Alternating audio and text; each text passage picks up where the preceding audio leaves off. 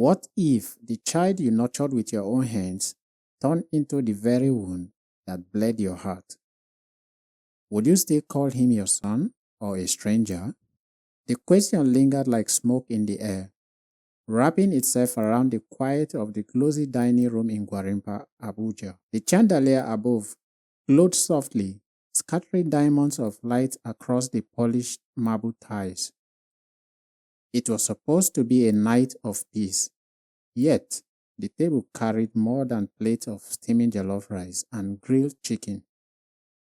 It carried tension, sharp as glass.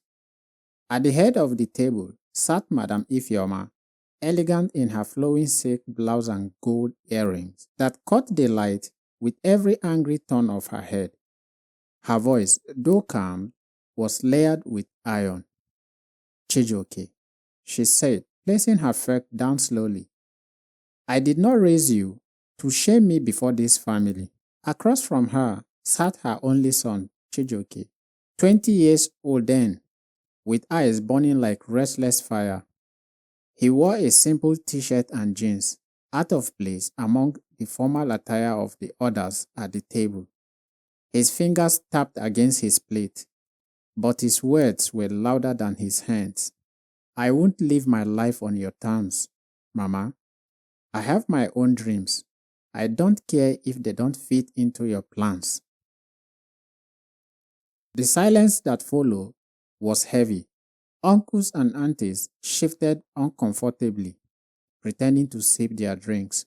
Abuja nights were usually filled with laughter and music, but in this house, on this evening, the air was so stiff it could cut.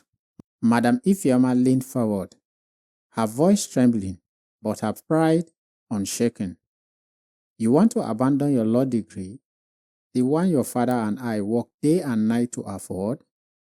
For what? Photography? Writing? Dreams that don't feed anyone? Chijioke, you are my only son, and you want to disgrace me like this?" Chijioke's face tightened, his jaw locked. He stood abruptly, his chair scraping against the tiles, making everyone flinch. "I'd rather starve chasing my own destiny," he spat, "than live fat under chairs you call love." The words hit Madam Ifeoma like a slap. Her chest rose and fell, but she held her dignity like a queen clutching her crown. Then came the sentence that tore through the night like thunder. "If you walk out of this house, Chijioke, do not ever call me your mother again." Gasps filled the room. A cousin dropped her spoon. An uncle muttered, "Chineke," under his breath. But Chijioke's face did not flinch. Without another word, he turned, grabbed his old backpack from the corner, and walked out into the Abuja night. The gate cracked shut behind him, and with it, the bond between mother and son snapped, loud enough for the ancestors to hear. That night, Madam Ifeoma looked herself in her room. Her sobs were muffled by the thick walls, but the servant whispered about them in the corridor. She had disowned her only son, and in the stillness of her mansion, she believed she was right. But what neither she nor anyone at the dining table knew was that 5 years later, Chijioke would return, and with him, a secret powerful enough to make her question everything she thought she knew about family, pride, and love. But what neither she nor anyone at the dining table knew was that 5 years later, Chijioke would return, and with him a secret powerful enough to make her question everything she thought she knew about family, pride, and love. If you are enjoying this story and want to know what happened when Chijioke comes back after 5 long years, don't forget to like, subscribe, and turn on the notification bell. The night air in Abuja was warm as Chijioke stepped out of the compound, but inside his chest felt frozen. He walked down the quiet street of Gwarimpa Estate, past tall fences crowned with barbed wire and streetlights that hummed faintly. Each step was heavy, but his resolve burned brighter than the fear creeping into his bones. His phone buzzed in his pocket, his mother calling again. For a brief second, he hesitated, but then he pressed ignore. That was the last time her number ever lit up his screen. By the time he reached Beggar Junction, the noise of Abuja's restless night swallowed him. Hawkers waved plastic bags of gala and pure water.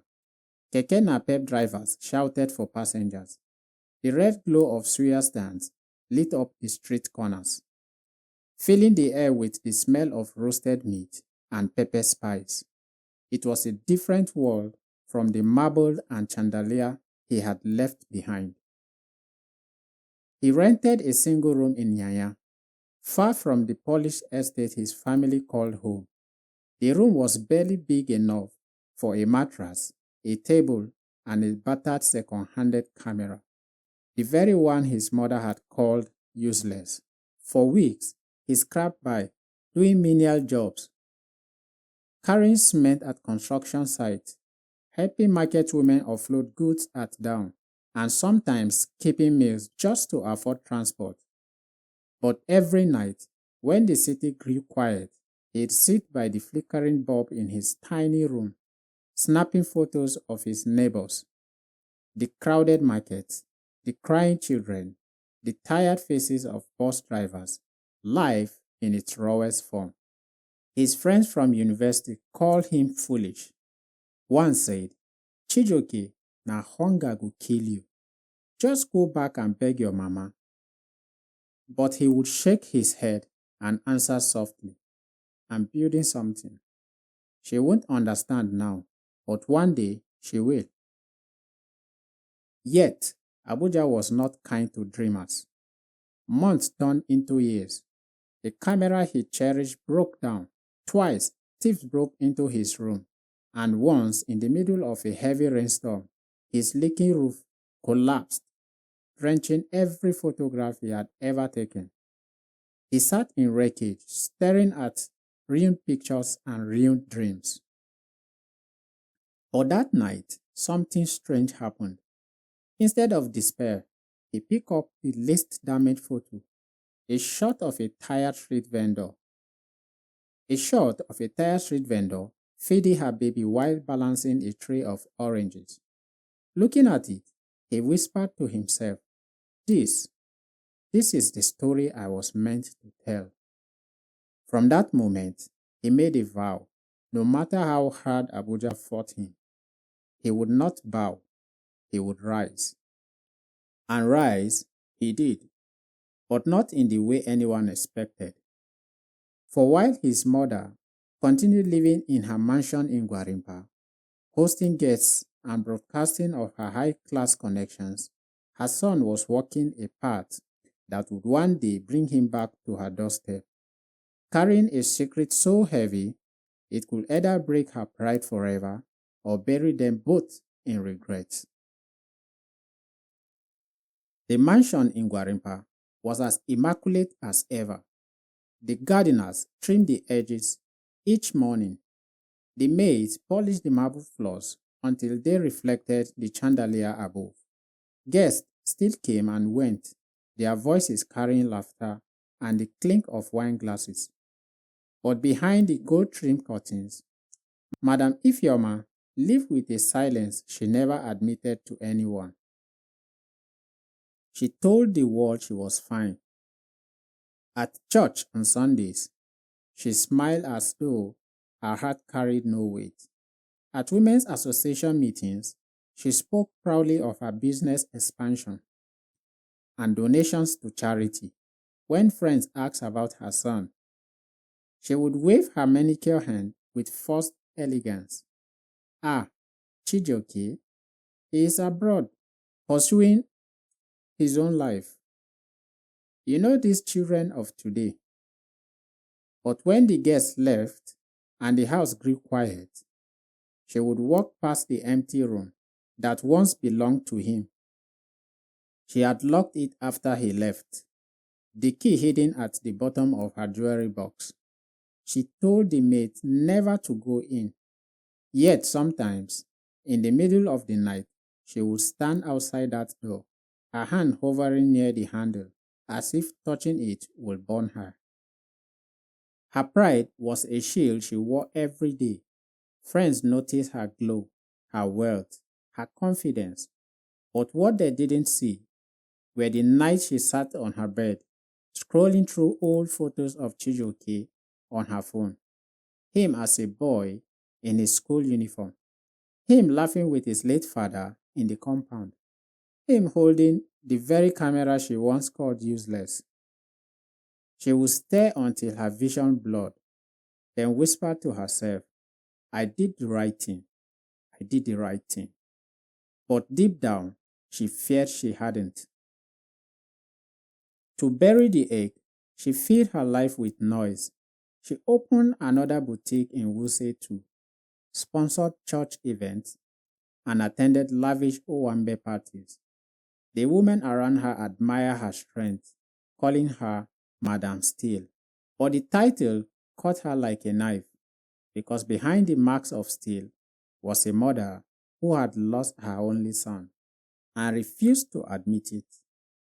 Sometimes, during family gatherings, her siblings would ask cautiously, Sis, have you heard from Chijioke? It's been years. Her face will harden immediately.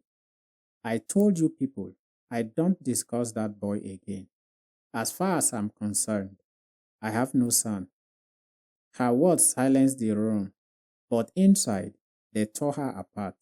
She longed for news of him, but her pride, that towering wall she had built, kept her from seeking it. What she didn't know was that beyond the walls of her mansion, Chijioke was fighting his own battles, and one day, that silence she clung to so fiercely would be shattered, not by his voice, but by the secret he would bring home. The December harmattan winds swept through Abuja, leaving the air dry and cool. At Madam Ifeoma's Gwarimpa mansion, the compound buzzed with noise as her extended family gathered for Christmas. Cars filled the driveway, children ran about with balloons, and the smell of pepper soup and fried plantain spilled out from the kitchen. Inside the spacious living room, uncles and aunties sat in clusters, dressed in vibrant Ankara and lace. Laughter and chatter filled the room, but under the surface was a tension no one wanted to name. Everyone knew that this was the fifth Christmas without Chijioke, and the silence around the absence had grown heavier each year. Finally, it was Uncle Emeka, the eldest brother of her late husband, who broke it. He cleared his throat, leaning forward in his chair, his voice deep and deliberate. Ifeoma, it has been 5 years. Do you mean to tell me you have not heard from your son, your only child? The room went still. All eyes shifted to her. Madam Ifeoma, dressed in a shimmery red lace gown and gaily tied high like a crown, sat tall in her chair. She sipped her zobo slowly before answering. I told you all before. I have no son. The boy made his choice. Her sister-in-law, Auntie Ngozi, couldn't hold back. She leaned forward, her voice sharp but trembling. No son? Ifeoma, how can you say that? The child you carried for 9 months. The one your husband adored. Is it so easy to erase him from your tongue? You think pride will fill the emptiness of your heart? The word struck a chord, but Madam Ifeoma's face remained like stone. Ngozi, don't lecture me. That boy sparked on everything we worked for. He walked out. I only did what a mother must do, protect her dignity. Uncle Emeka slammed his palm on the armrest, startling everyone. Dignity? Ifeoma, dignity is nothing when your bloodline dies with you. You have no other child. If Chijioke does not return, who will call you mama? Who will bury you when the time comes? The words hung in the air like a curse. A child in the corner dropped his toy, the sound echoing. Tears threatened to betray her, but Madam Ifeoma swallowed them back. She rose from her seat, the gele trembling slightly with her movement. I will not be insulted in my own house. If that boy cared, he would have come back. Don't shift the shame onto me. But Auntie Ngozi stood as well, pointing a finger with quiet fury. No, Ifeoma, this is not about him anymore. This is about you. You are the one who closed your doors. You are the one who let pride blind your love. And mark my words, one day, it is not Chijioke who will regret. It will be you. The room went deathly silent. Even the children stopped playing. Madam Ifeoma's chest heaved, but she could not find words.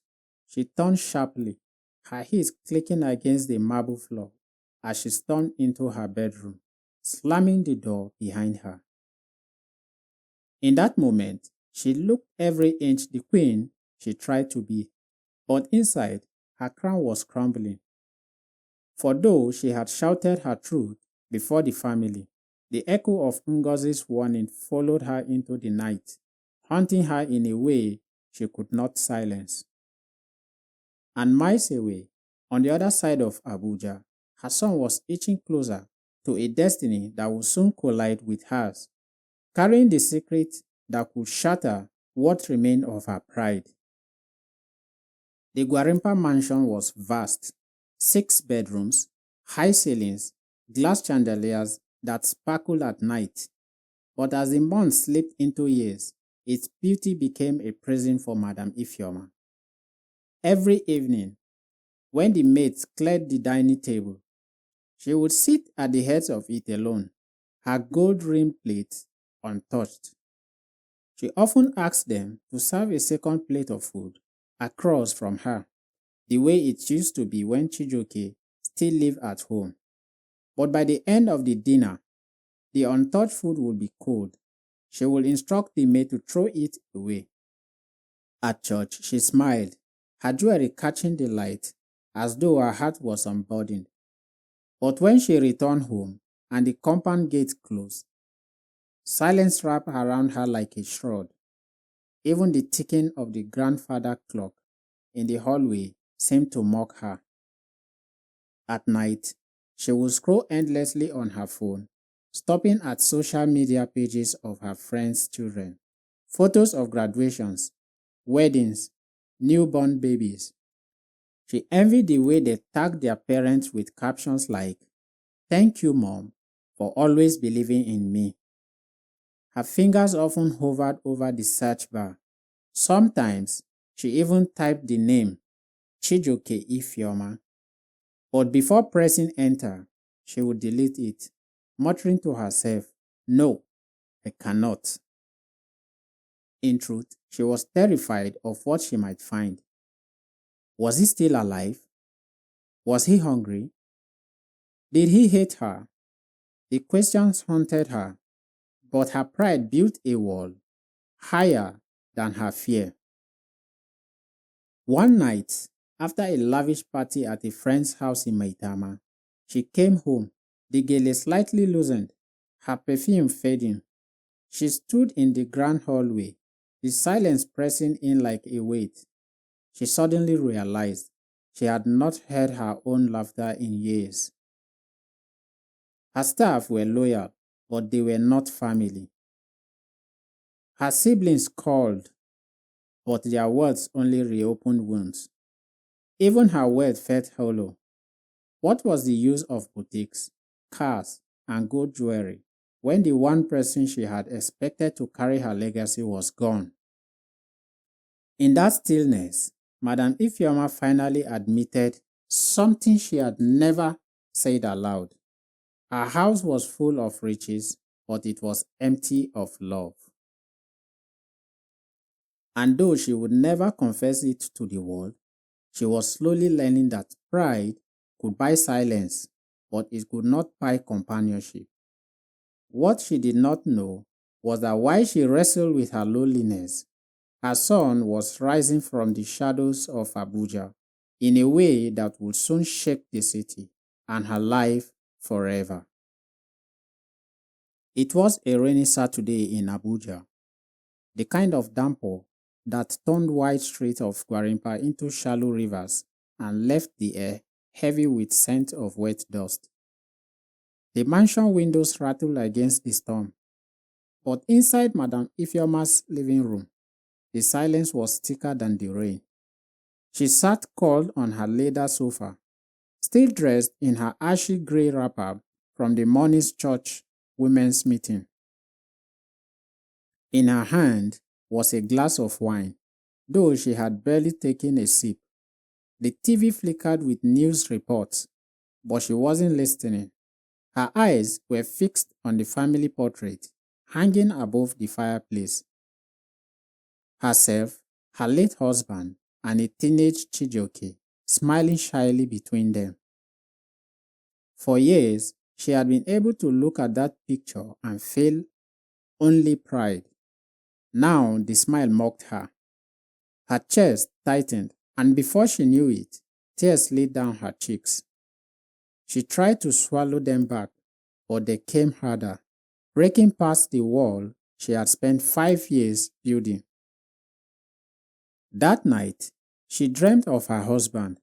In the dream, she stood by the garden they had planted together. His face turned. "Ifeoma," he said, "how could you cast away our only son, the child we prayed for, the heir of our name?" She woke up gasping, drenched in sweat, though the rain had cooled the night.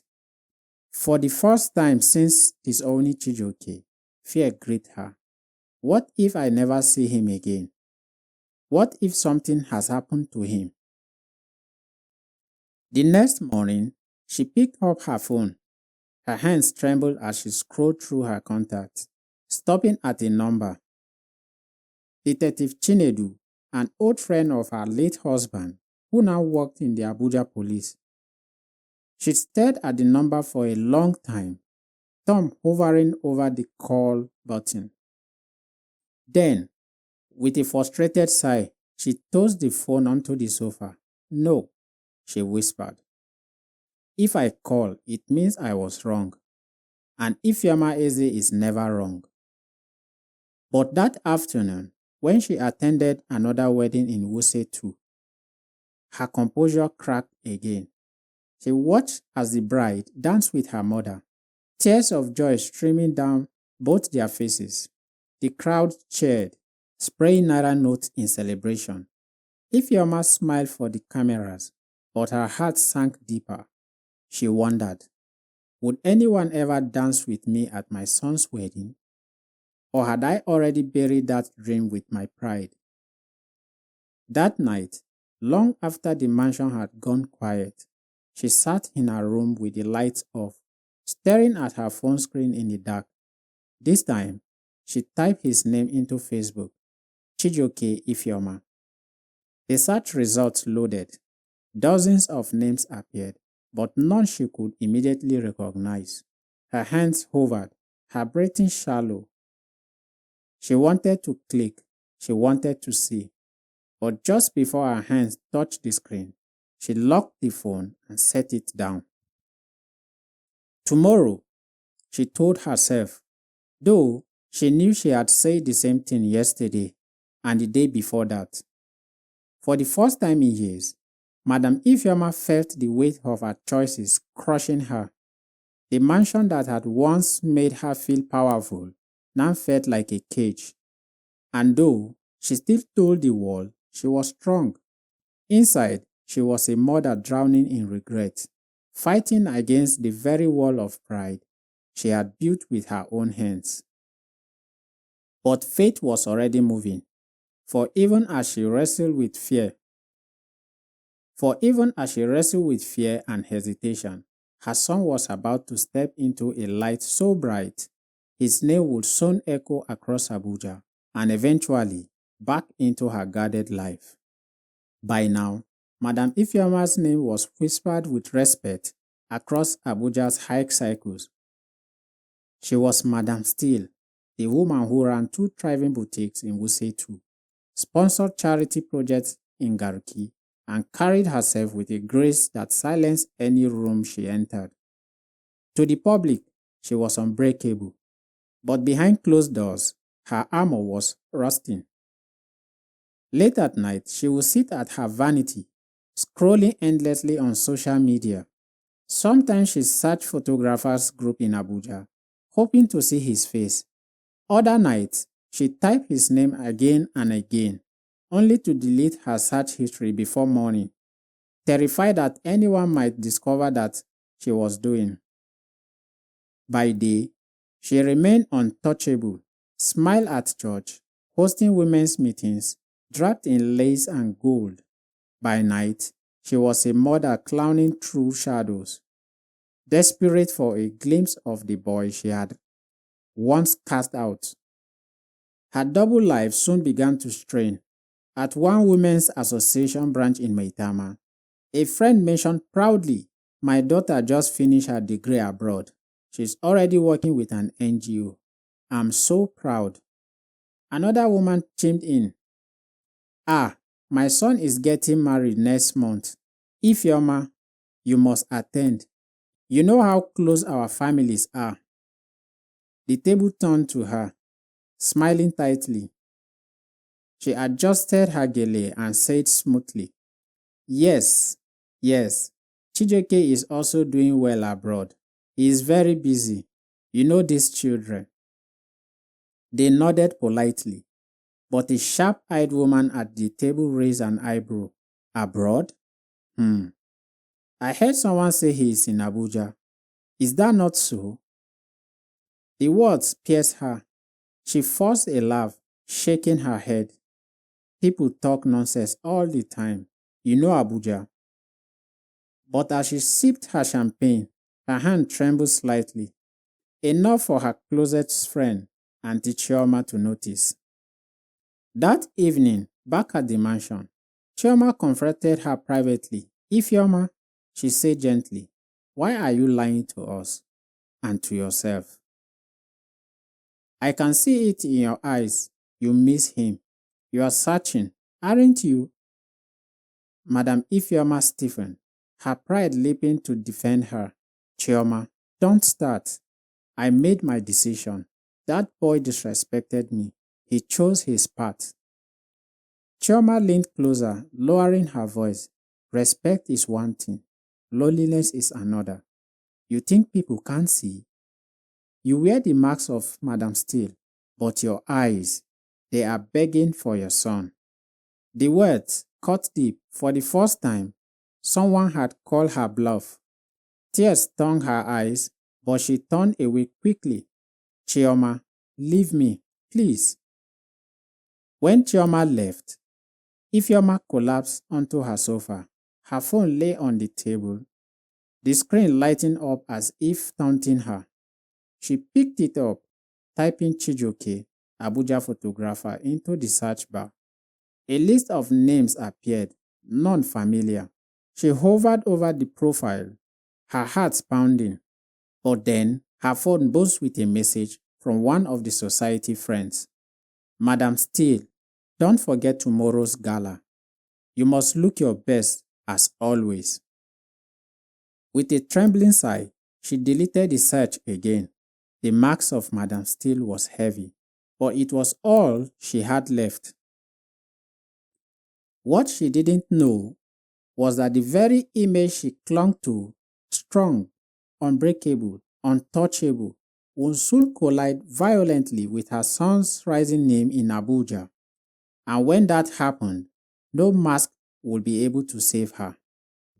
It was the annual Abuja Cultural Arts Gala at the International Conference Center. The kind of event where Abuja's elites gathered in flowing gowns, starched agbadas, and glittering jewelry. Cameramen flashed lights as politicians, business moguls, and socialists strut across the red carpet. Madam Ifeoma arrived in a royal blue lace gown, her gele sculpted like a gown.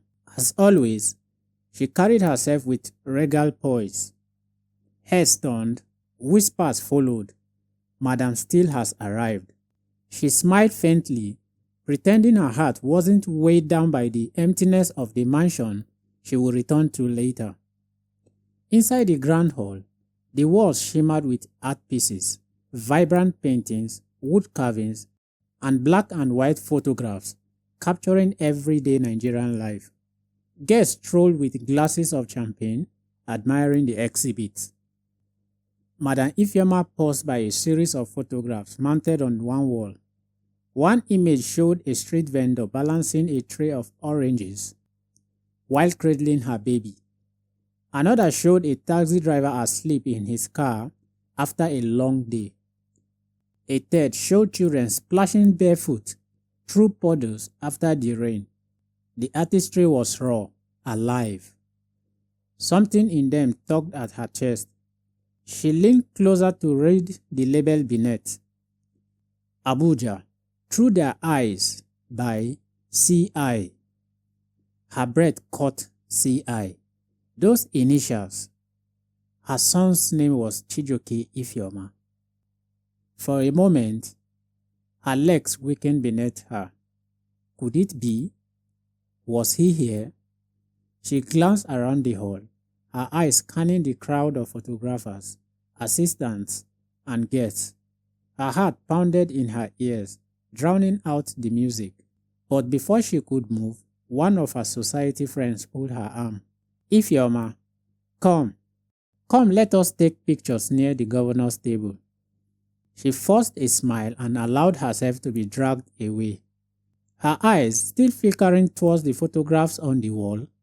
The initials haunted her, but her pride whispered, it cannot be him. Surely not. He would never reach this level. What she didn't know was that just a few steps away, behind the stage curtains, Chijioke stood quietly, his camera slung over his shoulder. He was no longer the lean boy she had thrown out. He was now a man in his mid-20s, dressed in a black blazer and simple shirt, his eyes sharper, calmer, yet carrying the same fire. He was the event's featured young artist, but he had chosen to remain in the background, letting his work speak louder than his presence. As Madam Ifeoma laughed stiffly for the cameras, her son passed within 10 feet of her, moving quietly with other photographers. Neither of them noticed the other. Yet, fate was playing its cruel game, cycling them closer and closer until the day their paths would finally collide. And when that collision came, the secret Chijioke carried would make sure it was no ordinary reunion. A week after the gala, Madam Ifeoma sat in her boutique in Wuse 2, sipping hibiscus tea as her staff attended to high-class clients. The boutique was alive with chatter, women trying on Italian handbags, assistants carrying racks of lace and Ankara fabrics. The society ladies seated near the window were gossiping in low tones, their words carried by the hum of the air conditioner. Madam Ifeoma wasn't listening at first, until one phrase caught her attention. Have you heard of him? That young photographer. They call him C.I. His work is everywhere now. Her hand froze on her teacup. Slowly, she turned her head, pretending to adjust her earrings, straining to hear more. Yes, the other woman replied, her eyes wide with admiration. They say he grew from nothing, lived in Yaya, suffered, but now, his photos have even been shortlisted for an international award. Imagine, a boy with only a camera, shaking Abuja like this. The First Lady laughed. Just last week, the governor's wife ordered 3 of his framed prints. Everyone wants him, and the shocking part, nobody really knows his background. They say he keeps to himself, no family connections, no rich parents pushing him. He built everything with his own hands. Madam Ifeoma's pulse quickened. CI again? Those initials. She stirred her tea absent-mindedly, though her hand trembled against the porcelain. Trying to mask her curiosity, she leaned casually toward the woman. "This CI?" she asked, her voice smooth but her heart racing.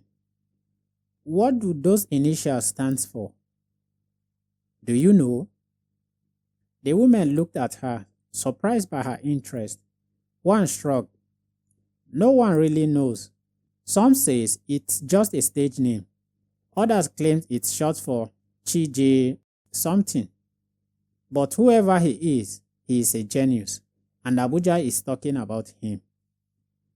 That name, Chij, pierced through her chest like a blade. For a moment, she felt dizzy, her gaze suddenly heavy on her head. She covered her unease with a quick smile. "Interesting. Abuja always loves new talent." The woman nodded and went back to their chatter. But Madam Ifeoma was no longer hearing them. The name echoed in her mind. Chij. Could it be? No. It was impossible. She shook the thought away, telling herself it was mere coincidence. But when she returned to her mansion that night, she couldn't sleep. She tossed on her bed, the initials growing in her mind like a neon sign. CI. Finally, at midnight, she rose from her bed, her silk wrapper trailing behind her as she moved to her locked jewelry box. With trembling fingers, she opened it and pulled out the keys she hadn't touched in 5 years. The key to Chijoke's old room. She walked down the hallway, the silence pressing against her ears. The lock clicked, the door creaked open. Dust hung in the air like ghosts. His room was just as he left it. A poster on the wall, an old backpack on the shelf, a faded photo of him holding his beloved camera. She stood in the doorway, her breath shallow. Then she whispered, almost afraid of her own voice, "Could you be the one, my son? Are you CI?" But pride quickly smothered the thought. With a shake of her head, she closed the door, locking it again. Yet the question remained, burning like fire in her chest, a question that would not let her rest until the truth revealed itself. And the truth was coming, whether she was ready or not. The morning sun spilled golden light across the dusty street of Nyanya as Chijoke adjusted the strap of his worn camera bag. His sneakers were frayed at the edges. His shirt simple, but his eyes, sharp, steady, carried a fire that no poverty could dull. That week had been restless. Calls kept coming in. People were whispering his name, but nothing prepared him for the message that changed everything. Invitation. Abuja National Arts Center Gala. Your work has been selected for exhibition. He reread the text at least 5 times, afraid the words would vanish if he blinked too long. His heart hammered. This wasn't just another small market showcase. This was the moment. The night of the exhibition, the art center glittered with chandeliers and polished marble floors. Abuja's elite arrived in droves, senators, CEOs, socialists, the very world Chijoke had been locked out of all his life. And yet, on those white gallery walls, his story hung proudly. Large prints of his photographs captured faces of market women balancing baskets, children chasing tires through dust, an old cobbler bent over worn sandals, soldiers standing guard in the rain. His lens had turned ordinary life into something almost sacred. Guests paused. They whispered. They leaned closer. Some wiped their eyes quietly, moved by the raw honesty in the frames. A curator announced, voice ringing through the hall. Ladies and gentlemen, tonight, among all our featured talents, One name has caught the world's attention, a young man whose work speaks with both fire and tenderness. Please welcome the rising star of Abuja's art scene. C.I. Applause thundered. Spotlights turned. Chijioke stepped forward, his palms sweaty, his throat dry. For a moment he hesitated, staring at the crowd. These were the people who once looked through him, who never saw the boy with the camera. Now, all eyes were fixed on him. He took a breath and spoke, voice low but unwavering. My photographs, they are not just pictures, they are voices. The voices of people who are never heard. If you see beauty in them tonight, then you are seeing the beauty in us all. The hall erupted in cheers. At the far end of the gallery, Madam Ifeoma stood among her circle of society friends. She clapped politely, her face a mask of composure, but inside, her chest tightened. The initials, C.I., the quiet authority in his voice, the photographs that felt too intimate, too familiar, like memories she once shared with a son she buried in silence. She told herself it was nothing, just coincidence, yet her eyes, despite herself, refused to leave him. And across the crowded hall, for the briefest second, Chijioke's gaze swept the room and landed near her corner. He didn't know why, but his breath caught, as though the air had shifted.